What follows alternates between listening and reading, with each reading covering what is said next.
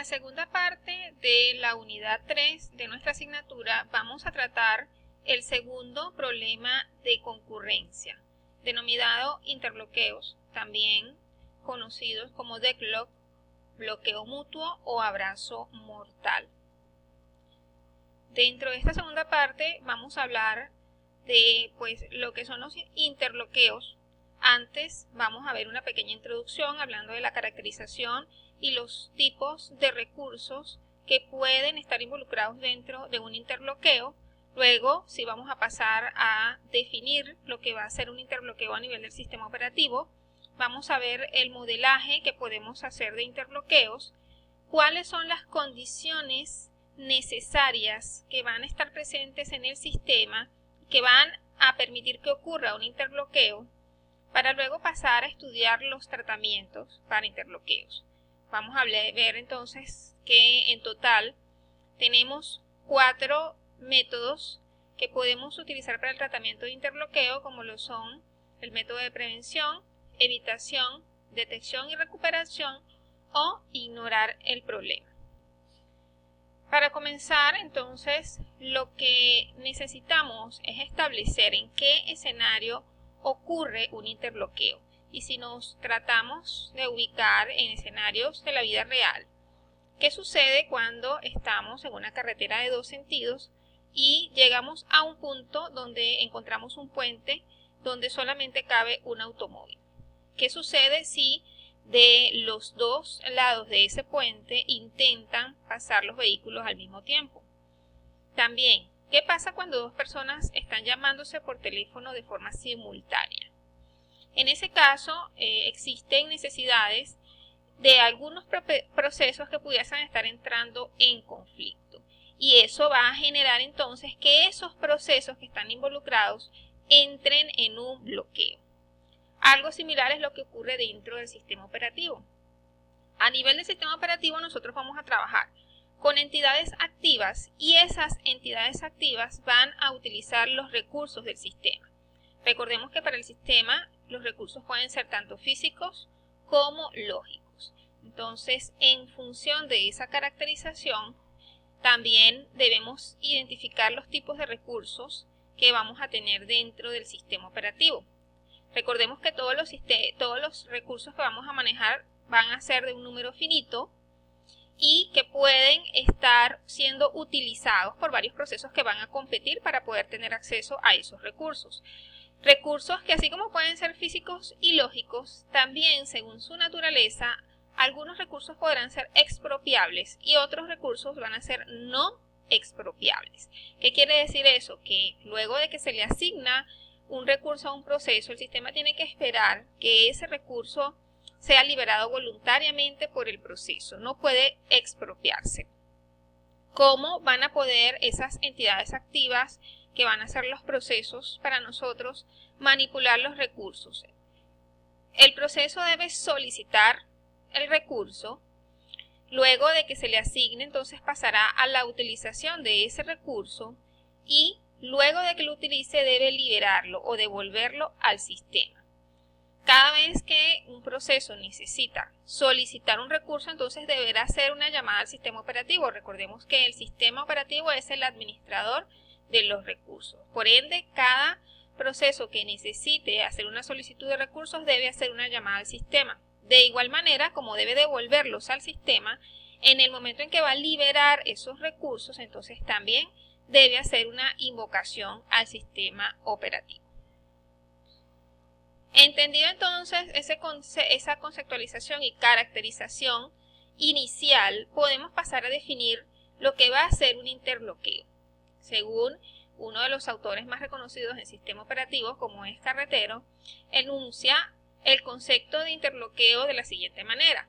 Un interbloqueo supone un bloqueo permanente de un conjunto de procesos que compiten por recursos o bien se comunican o sincronizan entre sí. Estos sucesos van a tener que ver entonces con la adquisición y liberación de los recursos por parte de los procesos. Es importante que tengamos en cuenta que así como un interbloqueo supone la presencia de dos o más procesos, también podemos tener involucrados varios tipos de recursos dentro de un mismo interloqueo. Para hacer un modelaje gráfico de los interloqueos podemos utilizar la siguiente simbología. Vamos a utilizar un círculo o un óvalo para representar los procesos y un rectángulo o cuadrado para los recursos.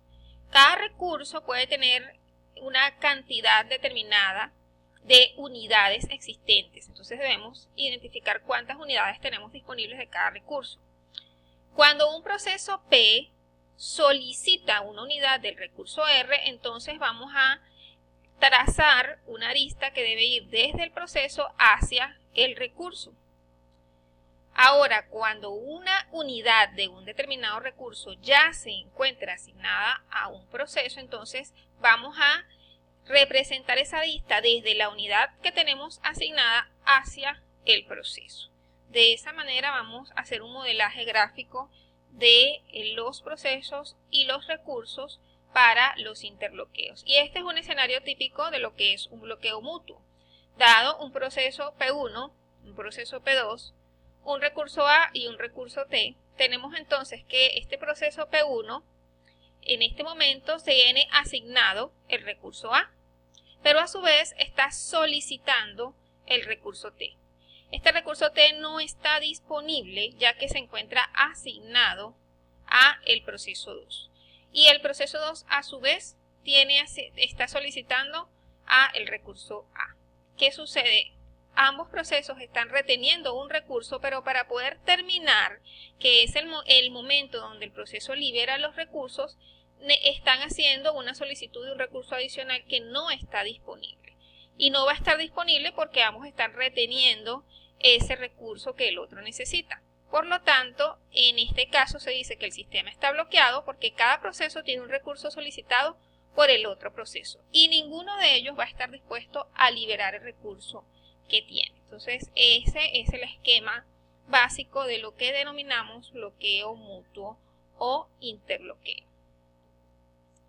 Acá tenemos otro ejemplo de lo que sería una representación mediante grafos de la asignación de recursos a los procesos. En este caso, no tenemos una gráfica que muestre un interloqueo. Acá si vemos, el proceso 1 tiene asignada una unidad de recurso 1, está solicitando una unidad de R1 que no está disponible porque se encuentra asignada a el proceso 2. El proceso 2 a su vez tiene asignada una unidad de R2, esa unidad de R1 y está solicitando una unidad de R3 que no está disponible. Esa unidad se encuentra asignada al proceso 3. Pero el proceso 3 no tiene ninguna otra solicitud adicional. Tiene en este punto asignado el recurso que necesita. Por lo tanto, en algún momento él va a terminar y va a liberar R3. En el momento en que él libera R3, entonces ya esa unidad está disponible para asignársela a P2 que lo está solicitando. En ese momento P2 ya tendría todos los recursos que necesita para poder terminar. En el momento en que él termine, libera los recursos que tiene asignados, es decir, esa unidad de R3, la unidad de R1 y la unidad de R2. En este punto entonces se queda disponible la unidad de R1 que necesita el proceso 1 para completar su ejecución. Quiere decir que en este grafo vemos que no hay un interloqueo ya que existen los recursos suficientes para garantizar que en algún momento cada uno de esos procesos va a poder terminar y liberar los recursos que le fueron asignados. Existen 4 condiciones necesarias según Kaufman que de estar presentes en un sistema vamos a estar o asegurar que en algún momento se va a presentar un interloqueo dentro de ese sistema. Esas condiciones son exclusión mutua, retención y espera, no apropiación y espera circular. Si estas 4 condiciones se encuentran dentro del sistema, vamos a decir que el sistema en algún momento va a caer en un interloqueo. Cuando hablamos de exclusión mutua, recordemos, como lo vimos en la primera parte de esta unidad, que tiene que ver con el uso exclusivo que se le tiene que dar a los recursos. Cuando un recurso está siendo tratado por un proceso, entonces no puede ser accedido por otros procesos. En este caso, si queremos evitar que en nuestro sistema concurrente hayan condiciones de carrera, recordemos que debemos asegurar que exista la exclusión mutua. Por lo tanto, esta condición siempre debería estar presente. Retención y espera ocurre cuando no se puede satisfacer la petición de un proceso y en este caso ese se bloquea manteniendo los recursos que tenía asignados previamente. Como veíamos en el escenario anterior, cuando el proceso A o el proceso 1 tenía retenido al recurso A y estaba solicitando a un recurso D. Hasta que no le entregue el recurso que está solicitando, él tampoco libera el que tiene asignado. En ese caso, esta condición hace el sistema propenso a un interbloqueo. La no apropiación me habla pues de que existen recursos que no se le pueden retirar a los procesos. Con que exista algún recurso dentro del sistema que cumpla con esta condición, entonces ya la condición está presente dentro del sistema y el sistema siempre va a tener recursos que por su naturaleza no pueden ser expropiables. La espera circular me dice entonces que existe una cadena circular de procesos tal que cada proceso de la lista está esperando por uno o más recursos que tiene asignados el siguiente proceso. Y si además existe esta condición de retención y espera, entonces pues obviamente esto va a hacer que mi sistema entre en un interbloqueo. De estar presentes estas 4 condiciones dentro de un sistema, podemos asegurar que el sistema en algún momento va a caer en un interbloqueo. Vamos a tener disponible entonces algunos tratamientos para interbloqueos y vamos a distinguir pues esos tratamientos en 2 fases. Existen tratamientos previos a la existencia del interbloqueo. En este caso sería el tratamiento de prevención, que asegura que no ocurre el interbloqueo fijando reglas para la asignación de recursos.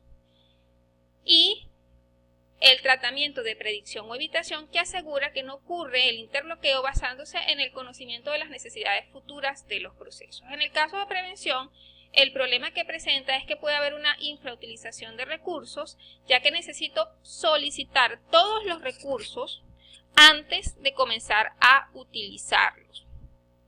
En el caso de predicción y evitación, pues el problema que se presenta es la dificultad de poder conocer a priori todos los recursos que va a necesitar para la ejecución un determinado proceso.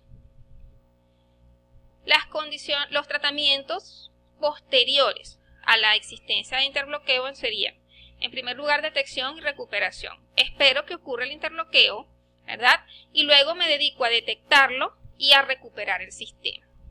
Otra condición, otro tratamiento es ignorar el problema. Paradójicamente es el tratamiento más utilizado actualmente por los sistemas operativos, ya que la tasa de probabilidad de que ocurra el interbloqueo es muy baja en comparación con el costo que le puede conllevar al sistema aplicar alguno de los tratamientos de interbloqueo.